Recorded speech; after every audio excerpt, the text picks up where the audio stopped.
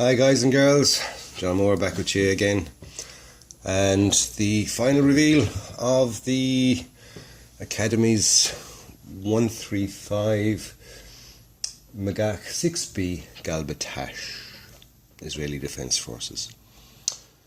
Let's give a little zoom out again. Oh, that's in. There we go. And there she is in its entirety. The weathering went a lot faster than I had actually thought it would, but the fact that I wasn't going to over-weather it, I suppose, therefore there wasn't really that much to do to it. It came out very well, very well. I'm very, very pleased with it. I'll give you close-ups looks in a minute.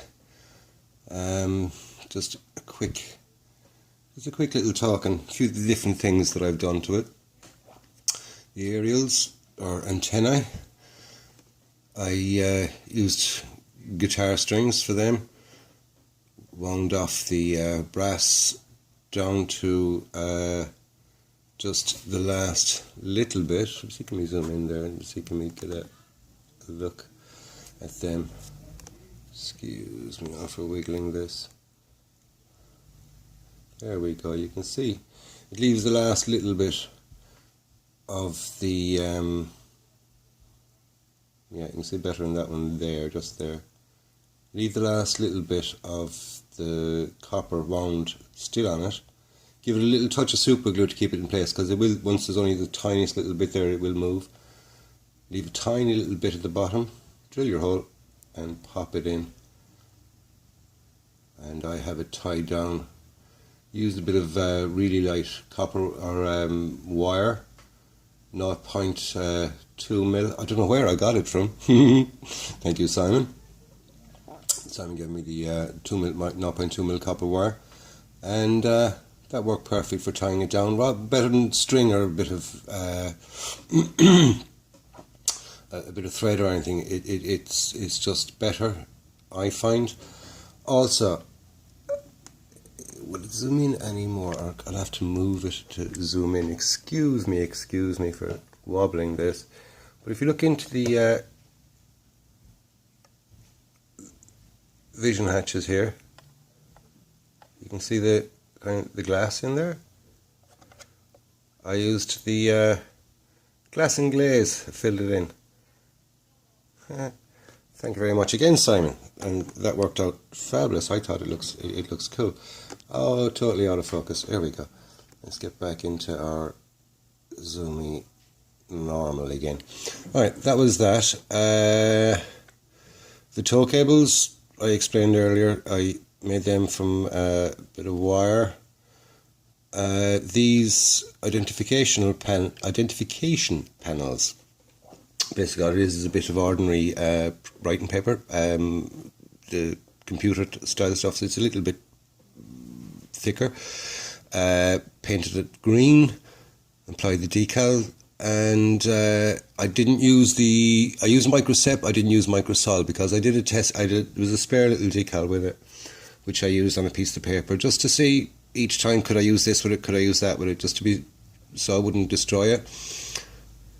Because there was only those three, and if I effed up one, you know yourself, it's always handy to have an old test piece, which is a good job I did, because the microsol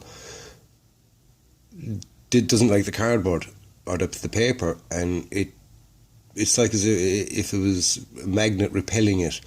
When the microsol set went on, the decal went on perfect, nicely laid in place and everything else. The second microsol touched it, it shriveled up onto it, did not want to conform back flat, nothing, did not want to, no matter what I did. So I decided then just to leave it with the microset and just clear varnish over it, and it worked then weathered over it. I'll show you what I use for weathering in a little while.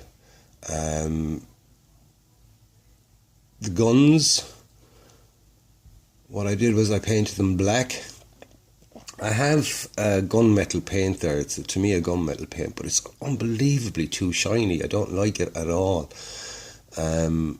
So I just painted them black, gave them a dry brushing with silver, and then highlighted little parts of it with German field grey, which gives it that kind of a bluing effect. Because weapons are they're dark, they're black, but they're a kind of a bluish tinge to them. It's called gun bluing. You can get a thing called a gun bluing kit for weapons that have lost their blue, and it's basically a kit that you can redo the bluing on it.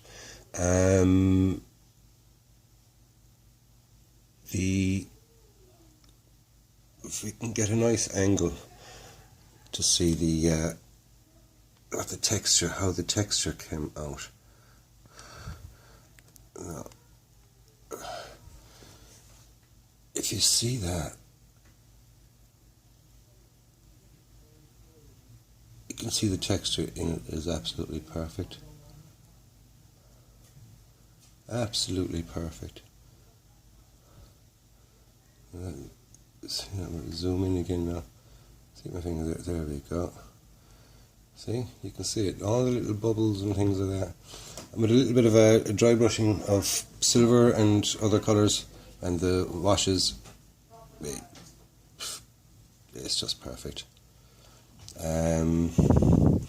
Same for the armour panel at the front. Let's see, I tilt that down a bit there and turn. There, on the armour panels there at the front, you can also see it. That texture worked out quite good. Also, underneath the tank, let's move Mr. Furly away there for a second. See if we can get better views as well there of some of the different streaking and rusts and dust and mud effect. Oh, come on. Why does it always zoom in when you're messing around, but when you go to actually do it for real, there we go. It wants to, but it doesn't want to. Come on. Anyway, as I was saying, we were going underneath to have a look underneath the tank. Let's zoom back out again so we can get a proper look underneath here. There's a bit of grime and wear and tear and scraping and all that. So the details underneath and all that and at the side are actually quite good. What I will do is I'll take photographs and put up a slideshow to go with this. I don't know how to add it on to the end. I'm still playing around. I got an editing software thing and I'm playing around with it, and it's driving me up the bloody wall. I've had it now for the last 2 or 3 days and I still can't get it right. But bear with me, I'll eventually be able to work it out like everything else, but it's going to take some time. So I'm going to stick up a couple of photographs with it, be a separate little one. Just, we call it Magach slideshow. That's the finished article anyway. The base is just a bit of chipboard with PVA glue, and believe it or not, that's just cat litter and some green, ordinary green flock and a few flecks. Nothing extravagant. That's why I didn't bother showing how to make that, because it's just so basic. That's the start of how everybody that does it.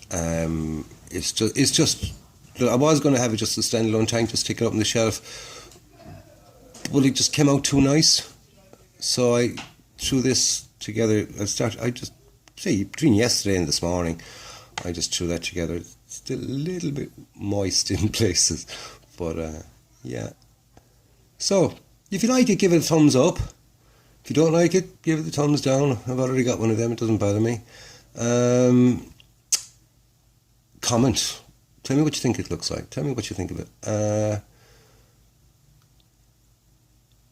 Oh yeah, some of the products I used, thanks to Steve Mottram.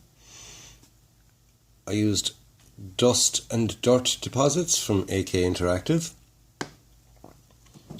Also thanks to Steve, I used a little bit of the engine fuel and oil from MIG. It's engine grime. I used a little bit of that. This is the main wash I gave it. It's Anthonian Camo Shade from Citadel. And what is it's a green wash. Fabulous, it worked out perfect. I also used an ordinary black enamel wash where I used Revel black enamel, flat black enamel, mixed with a little bit of Artist's White Spirit. I made washes before using the ordinary white spirit, but it's too harsh. It kind of disrupts the paint underneath it and stuff like that. So I bought a little one of these. Like, you can get a litre of the cheap stuff for €1. This is 75 millilitres and it cost me nearly €5, but it's worth it. It's not harsh. It all works grand for washes, and the way I make my washes lately, as opposed to the way I used to make them, is I do it now on a pallet with a bit of tin foil, so you're only making the tiniest little bit, so that should last a long time. I also used a bit of this, which is the Army Painter War Paints Soft Tone Quick Shades, and that worked nicely as well. Dry brushing, I dry brushed with the original colour. I dry brushed with a bit of black and a bit of silver. I used black acrylic paint for the chipping on a bit of sponge, tweezers. Also did some slight paint chipping with a paintbrush, should I say. Dry brushed the tracks in silver. So that's basically, what I did. Nothing too out of the way, but I think it just all works. So, like I said, tell me what you think.